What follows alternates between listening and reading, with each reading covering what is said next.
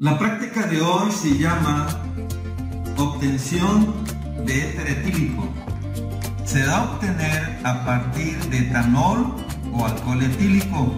El etanol que debe usarse es etanol absoluto. Si no se cuenta con el etanol absoluto, se puede utilizar etanol o alcohol etílico del 96. Se recomienda etanol absoluto porque no contiene agua. Y vamos a ocupar también ácido sulfúrico que va a actuar como catalizador. Significa que el ácido sulfúrico no se va a consumir en la reacción. Lo que va a hacer es deshidratar a dos moléculas de etanol para convertirlas en éter etílico. Necesitamos calentar esta reacción a 140 grados. Podemos todavía calentar hasta 150, pero de ahí en adelante tenemos que evitar que sobrepase la temperatura de 150, porque entonces en lugar de éter etílico se estará produciendo eteno. Controlemos entonces entre 140 y 150 grados Celsius. Bien, ¿qué necesitamos para esta práctica? ¿Qué material vamos a ocupar? Tenemos una gradilla con 4 tubos de ensayo, cada uno con su tapón. Vamos a ocupar este vaso de precipitados de 1000 mililitros, 2 pipetas de 10 mililitros, 2 espátulas, 2 mangueras de hule, una prepipeta o propipeta, una cuba hidroneumática, matraz Erlenmeyer, refrigerante. Aquí le puse una extensión de una manguera al refrigerante para que las gotas caigan fácilmente dentro del matraz Erlenmeyer. Tenemos 2 soportes universales, también tenemos 2 pinzas de 3 dedos, un anillo metálico, la lámina de alambre con asbesto, mechero de Bunsen, el matraz de destilación, 2 tapones monohradados, termómetro. Ese sería el material necesario para esta práctica. Ahora, los reactivos que vamos a ocupar. Esto es hielo, tenemos el etanol o alcohol etílico, ácido sulfúrico, y para las propiedades del éter etílico usaremos el permanganato de potasio, el aceite vegetal comestible y cloruro de sodio. Bien, lo que tenemos que hacer a continuación es armar este equipo. Yo en el canal ya tengo cómo armar un equipo de destilación. De todas maneras, voy a mencionar algunas precauciones que hay que tener. Si notan, aquí están separados la parte del matraz de destilación y el refrigerante. No están conectados. Primero hay que armarlos por separado. Se debe de colocar el refrigerante y sujetarlo con las pinzas de 3 dedos. Pero ven que las pinzas de 3 dedos están a la mitad del refrigerante. He visto que algunos alumnos sujetan el refrigerante en esta parte y entonces no hay un equilibrio en el peso. Debemos ponerlo en medio del refrigerante para que se equilibre su peso. Las pinzas de 3 dedos tienen aquí una mariposa. Que nosotros le podemos dar vuelta, aflojar para poder dar la inclinación al refrigerante. Ya que teniendo la inclinación adecuada, le vamos a apretar la mariposa. La inclinación que debe llevar el refrigerante lo va a determinar el brazo que sale de aquí del matraz de destilación. Aquí tiene una inclinación. Esa es la inclinación que debemos seguir. Por lo tanto, yo aquí le tengo que mover para que me quede la misma dirección. Ya que la tengo sin conectar, ya que la tengo ahí, entonces sí, ahora aprieto la mariposa para que no se mueva y ya quedó. ¿Okay? Vamos a apretar también aquí las pinzas y ya queda la inclinación que yo necesito. Ya que tengo armado mi refrigerante, ahora voy a armar el matraz de destilación. Es importante que tomemos en cuenta a qué altura vamos a colocar el anillo metálico y la lámina del alambre con asbesto. ¿Por qué es importante la altura? Depende del tamaño del mechero. No debe quedar el mechero muy pegado a la lámina porque no vamos a ver nosotros la flama. Tenemos que apreciar la flama todo el tiempo, porque si la perdemos de vista se puede apagar el mechero y se escapa el gas. Por lo tanto, dejo una altura que me permita ver que está encendido el mechero de Bunsen. Muy bien, ya que coloqué la altura precisa, pues bueno, voy a sujetar el matraz de destilación también con unas pinzas de 3 dedos. Ya después tengo que colocar el termómetro. En este momento lo voy a quitar porque tengo que añadir los reactivos. Bueno, antes de continuar con el armado, vámonos pues a colocarle los reactivos al matraz de destilación. Vamos a quitarlo y vamos a agregar. Para esta práctica vamos a ocupar 10 mililitros de ácido sulfúrico concentrado y le vamos a añadir 20 mililitros de etanol. Esos son los reactivos que voy a agregar aquí. Este vaso lo voy a ocupar porque yo estoy solo haciendo la práctica y no tengo quien me sujete el matraz de destilación para poner los reactivos. Por lo tanto, yo voy a ocupar este vaso que me va a servir de base para colocar los reactivos. Es importante que la salida o el brazo lateral del matraz de destilación no quede en esta posición, porque al agregar los reactivos pueden escaparse por esta salida. Por lo tanto, la vamos a voltear y la colocamos en sentido contrario. Ahora sí, voy a tomar los 10 mililitros de ácido sulfúrico y 20 mililitros de etanol. Pero aquí ocurre algo importante. Deben tomar en cuenta que cómo debe hacerse la mezcla entre el ácido sulfúrico y el etanol. ¿Cuál voy a poner primero en el matraz de destilación? Recuerden siempre esta regla. Nunca hay que darle de beber agua al ácido, o en este caso nunca hay que darle de beber alcohol al ácido, porque entonces puede ocurrir una reacción exotérmica que proyecte el contenido y esto nos puede caer o nos puede accidentar. Por lo tanto, ¿qué vamos a poner primero si no tenemos que darle de beber alcohol al ácido? Bueno, pues entonces primero tenemos que colocar los 20 mililitros de etanol o alcohol etílico y después le vamos a agregar el ácido. Bien, agreguemos entonces los 20 mililitros de etanol. Aquí tengo una pipeta. Coloco la prepipeta. La prepipeta tiene aquí una cremallera que va a permitirme tomar el volumen necesario, y acá una llave que al presionar hace que el volumen descienda sobre el recipiente. Ok, vamos a bajar la cremallera y ahora sí, vamos a tomar 10 mililitros primero de etanol. Subimos el contenido hasta la marca de 0 en la pipeta. Ahí está, tenemos 0, que sería 10 porque es de 10 mililitros. Voy a acercar el recipiente y voy a presionar la llave y esta va a hacer que caiga el contenido. Bien, repito la operación. Ahí van 10 mililitros y voy a tomar otros 10 para así hacer los 20 mililitros que necesito. Muy bien, ahí la tenemos ya en ceros y dejo caer el contenido para completar los 20 mililitros de etanol. Ahora viene la parte complicada con la que debemos tener precaución. El ácido sulfúrico es de los más corrosivos, debemos tener cuidado al manejarlo. Voy a ocupar entonces esta franela para trabajar sobre ella, de tal manera que si cae sobre la mesa no la dañe. Ocupo otra pipeta de 10 mililitros. Recuerden que vamos a añadir 10 mililitros únicamente de ácido sulfúrico y es suficiente. Recuerden que el ácido sulfúrico no se va a consumir en la reacción, aunque la mezcla es la adecuada, porque primero pusimos el alcohol y luego el ácido. Nunca lo hagan al revés. Entonces, como lo vamos a hacer de manera correcta, aún así debemos tener cuidado y hacerlo lentamente. Voy a subir el líquido hasta que llegue a la marca de 0 de la pipeta. Significa que ya se ha llenado, es de 10 mililitros. Ok, ahí están, 10 mililitros. Acerco para que no se me derrame. Y algo importante, nunca tomen la pipeta de esta zona porque ya está impregnada con el ácido cuando lo metí a la botella. Hay que tomarlo de arriba y entonces ahora sí lo voy a colocar en la entrada y lentamente le voy a dejar caer el ácido. A pesar de que se hace muy bien la mezcla de la manera correcta, aún así la mezcla genera calor, pero no es suficiente para proyectar el contenido. No hay ningún problema. Listo, ya tenemos la parte más difícil, que es depositar el ácido sulfúrico.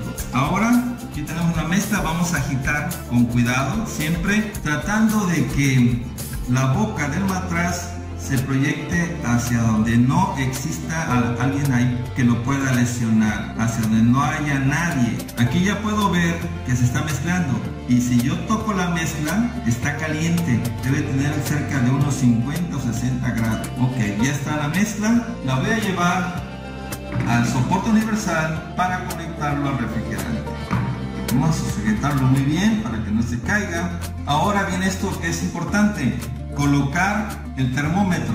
Debo medir que el termómetro toque la mezcla, pero que no toque el fondo del matraz. Yo ahí ya lo tengo medido. Si hay algún problema, tendré que sacarlo y ajustarlo, pero ya está ahí medido la distancia, y ahí podemos ver que está tocando la mezcla, pero no toca el fondo del matraz. Y van a colocar el termómetro de tal manera que la escala esté hacia ustedes y lo puedan leer, ¿de acuerdo? Bueno, ya tengo mi mezcla ahí. Ahora necesito conectar el refrigerante, pero noten lo siguiente: el refrigerante no tiene las mangueras, el refrigerante debe estar lleno de agua, no tiene las mangueras. Se las tengo que colocar. Aquí tengo las mangueras, y para ponerle las mangueras, una de ellas va a ir hacia el desagüe, una va al desagüe y la otra manguera tiene que ir a la toma de agua. Voy a colocar en la toma de agua la manguera y la otra está en el desagüe. Ahora la pregunta importante es: ¿dónde voy a conectar cada una de ellas? Esta es la toma de agua, debe ser en la entrada que está en la parte de arriba o la entrada que está en la parte de abajo. Solo hay dos opciones. ¿Cuál es la correcta?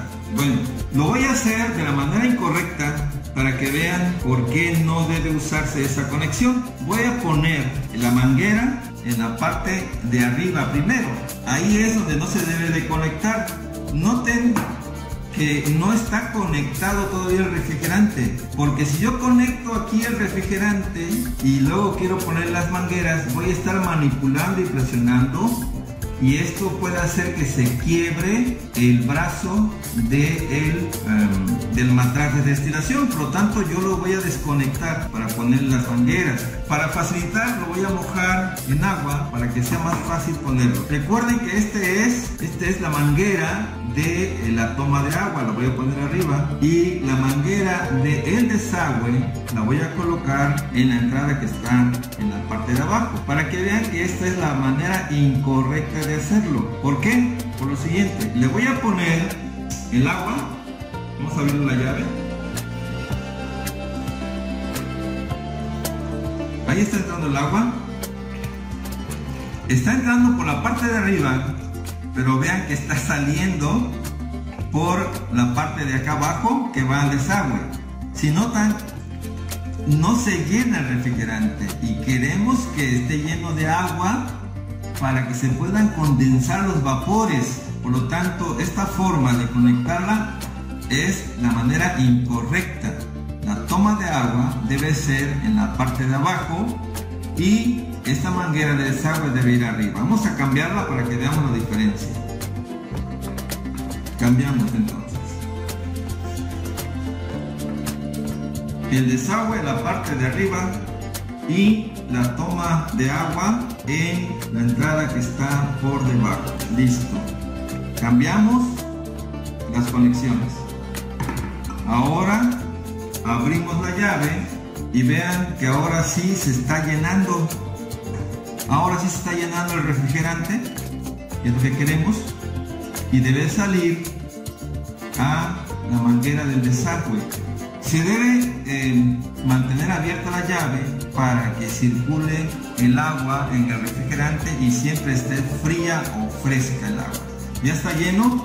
Ahora sí voy a conectar el refrigerante a el matraz de destilación. Listo, ahí está ya conectado. Es importante que haya buenas conexiones, que no haya fugas, porque el éter es muy combustible y si hay fugas, como tenemos aquí el mechero, puede haber una combustión del éter y encenderse el sistema. no pasa si nosotros conectamos bien. Ahora observen lo siguiente.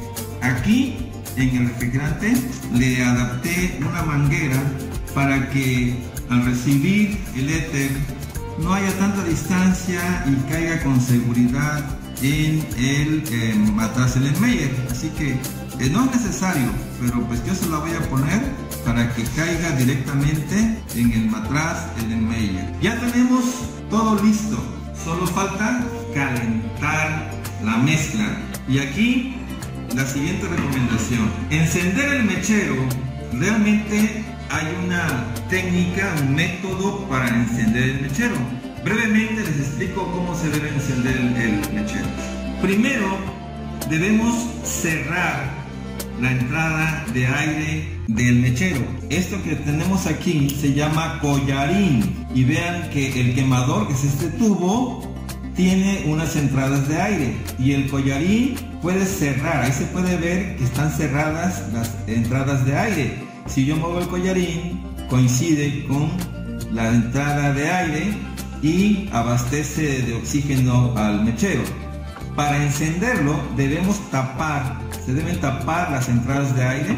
Y ahora sí, necesitamos encender el cerillo.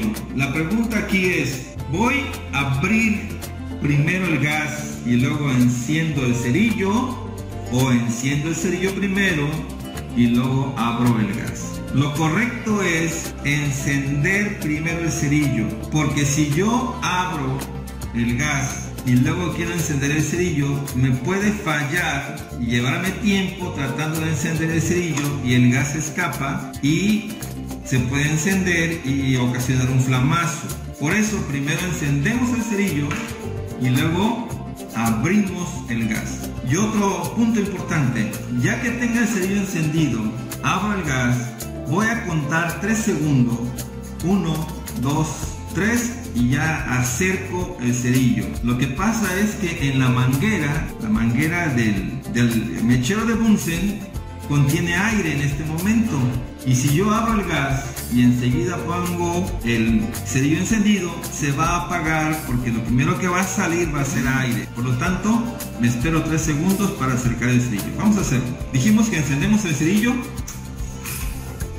abrimos el gas, esperamos 3, 1, 2, 3 y encendemos. No hay ningún problema.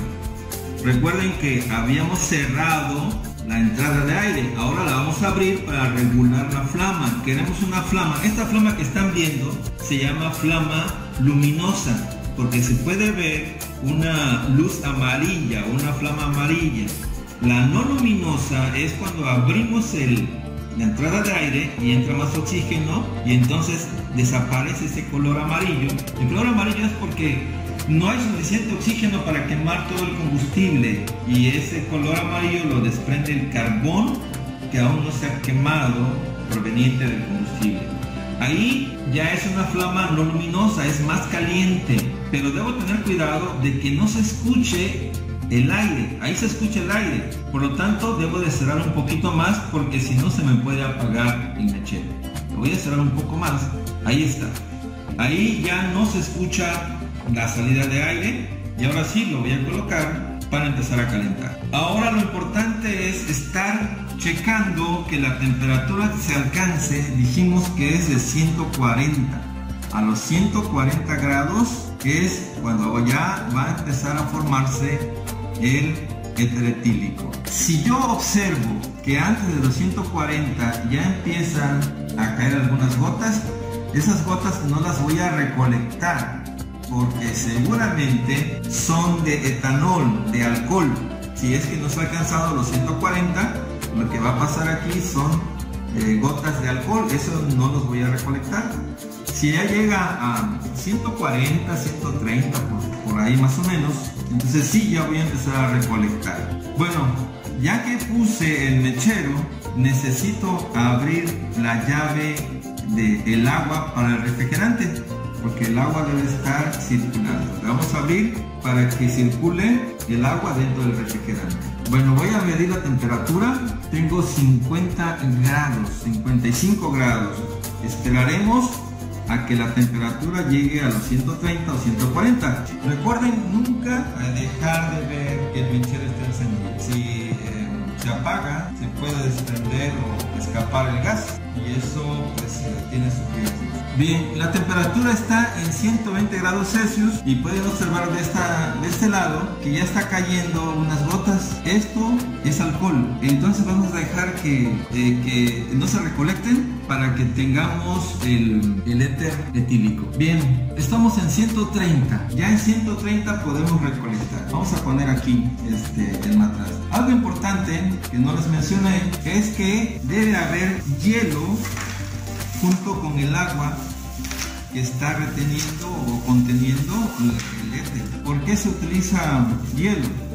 Pues porque debe estar frío, porque el éter se evapora o su punto de ebullición es 34.6 grados. Entonces, si no le ponemos hielo al momento que se está recolectando, pues se va a perder por evaporación. Por lo tanto, vamos a ponerle el hielo al agua que ya teníamos ahí. Vamos a que no se nos vaya a pasar la temperatura. Tenemos 140, esa es la temperatura que necesito para que se empiece a recolectar en mayor cantidad el éter. Aquí pueden ustedes observar que ya está cayendo, lo estamos recolectando. Vamos a recolectar una pequeña cantidad porque esta práctica solamente es para mostrar el método. No necesitamos cantidades mayores de éter, simplemente vamos a ver algunas propiedades y comprobar que realmente se obtuvo éter. ¿Cómo sé que esto es éter lo que se está recolectando aquí? Bueno, vamos a hacer unas pruebas en cuanto se termine, que tengamos una cantidad más o menos apreciable.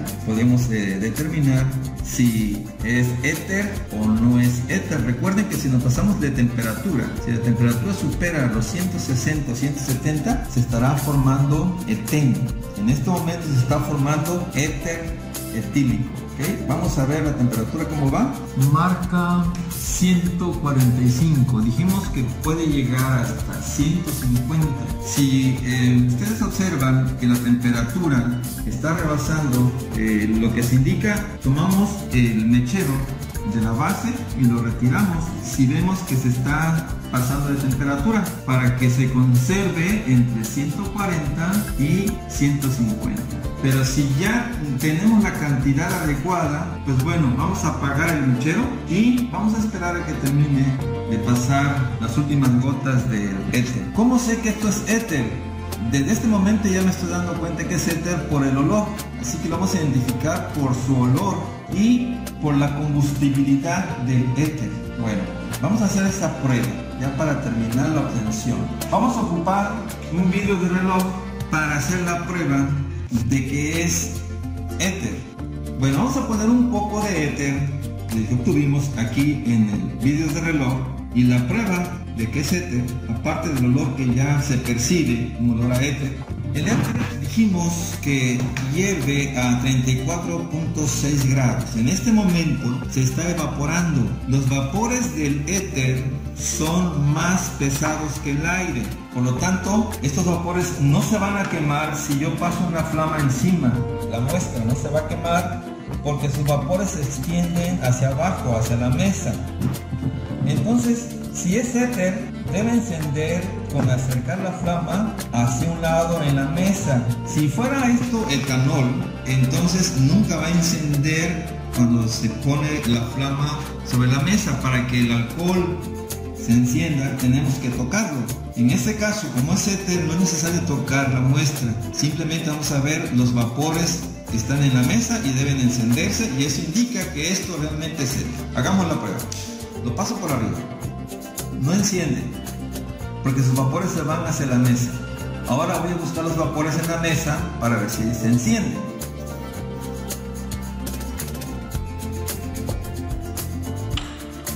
Ahí tenemos ya la prueba de que realmente es éter. Vean que se encendió sin tocar la muestra. Vamos a repetir la combustión. Ok, dejemos que se formen los vapores de éter y veremos cómo encienden sus vapores.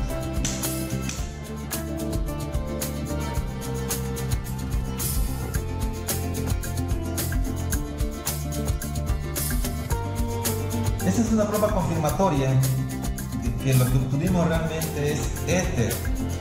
Ahora, nos faltan hacer algunas pruebas para ver las propiedades del éter. La vamos a hacer a continuación.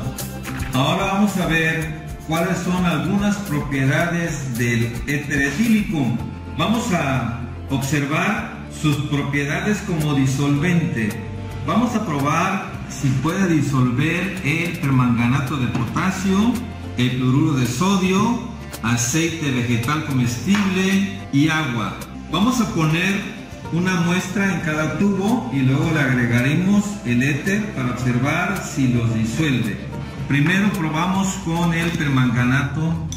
Ponemos una muestra. Ahora el cloruro de sodio. En el siguiente es aceite vegetal comestible. Y en el último tubo pondremos el agua. Ahora vamos a agregar el éter etílico. También se le conoce como etoxietano. Vamos a ir probando uno por uno de los tubos. Okay, con eso es suficiente. Ahora vamos a agitar. Ahí tenemos el permanganato de potasio. Observen que lo agitamos y no se disuelve, permanece en el fondo del tubo. Entonces el éter no disuelve al permanganato de potasio, o podemos decir que el permanganato de potasio es insoluble en éter. Vamos ahora con el cloruro de sodio, el segundo tubo. Ponemos la muestra de éter y observamos.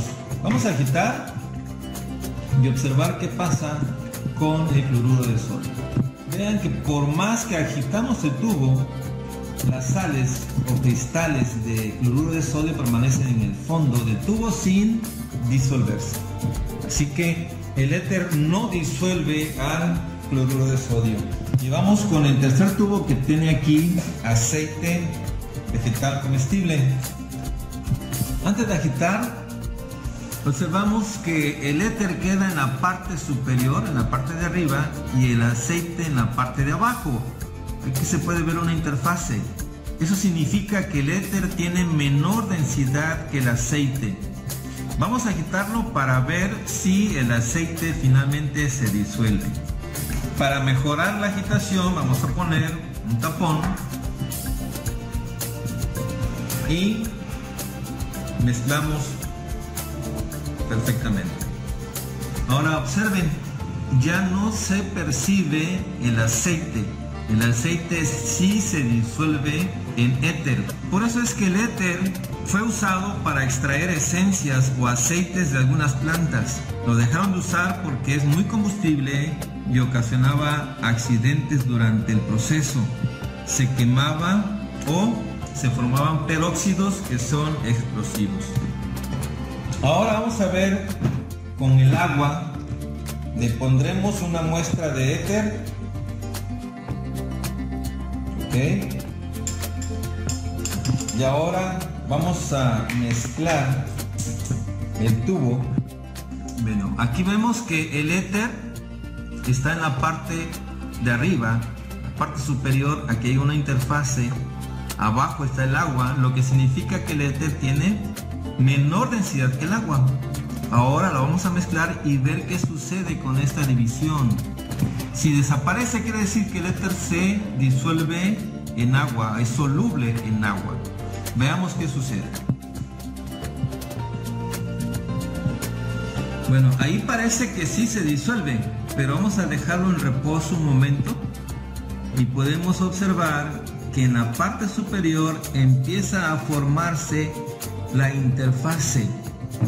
Poco a poco se van separando y ahí podemos ver la interfase que hay entre el agua y el éter. Por lo tanto, en conclusión, el éter no es soluble en agua. Y a manera de resumen, el éter no disuelve a permanganato de potasio, tampoco disuelve al cloruro de sodio. Sí disuelve o es soluble en aceite y finalmente es insoluble en agua.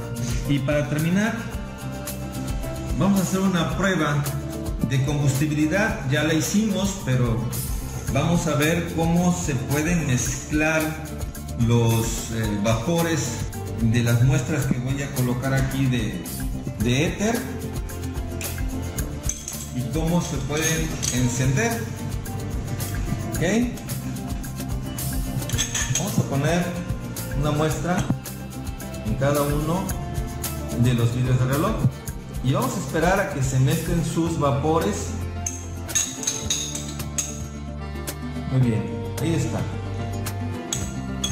En este momento los vapores de éter están mezclándose entre sí y vamos a ver qué sucede si yo enciendo una de las muestras que tenemos aquí. Recuerden que por arriba no pasa nada, pero si busco por la parte de la mesa, porque los vapores de éter son más pesados que el aire y se van hacia abajo, deben estar sobre la mesa. Voy a buscarlos y a ver qué sucede con la combustión de las 4 muestras.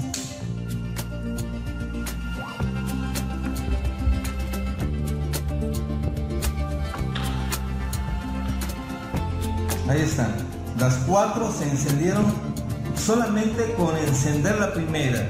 Esto sucede porque los vapores de estas 4 muestras se mezclaron y al encender una, pues se encienden todas las demás. Muy bien, pues con esto terminamos esta práctica de obtención de éter etílico.